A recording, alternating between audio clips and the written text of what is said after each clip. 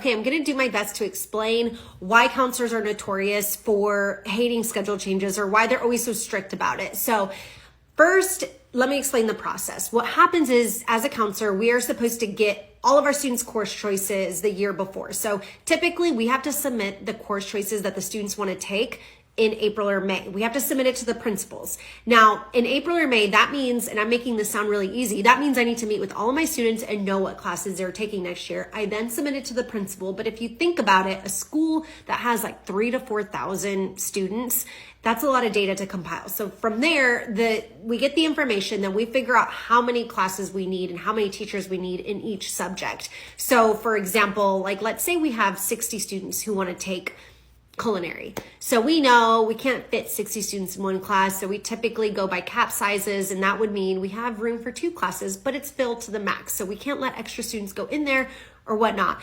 A lot of times, if we only have 2 periods of something, that means the teacher is only going to be teaching part-time. So that might change the hiring if they're not certified in anything else. So the principals might make a decision to move the teacher to another campus. So a lot of decisions are made between hiring and moving teachers around based off the numbers. So if students come in the beginning of the year and they start asking they're like, hey, I don't want to take this class, I'd rather take photography or whatever. Well, a lot of times photography might be full.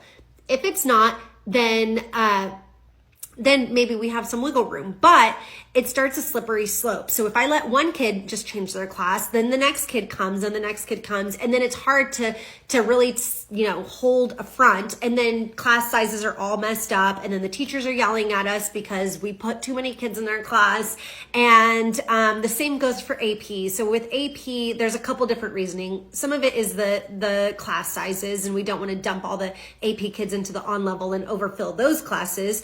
But also with AP, a lot of it is shell shock. And so we usually, like at my high school, we had a 3-week rule where you had to stay in the AP class for 3 weeks and go to tutorials to give yourself a shot. Because a lot of times students just they see the syllabus and then they get nervous. And so we gave that 3-week rule just so students would allow themselves time and give themselves a break instead of just running away scared immediately. So a lot of times students, once they do a couple tutorials and once they actually sit in the class a few times, they feel a little bit more relaxed about staying in there. So that's why we had the 3-week rule. But yeah, I hope that explains it.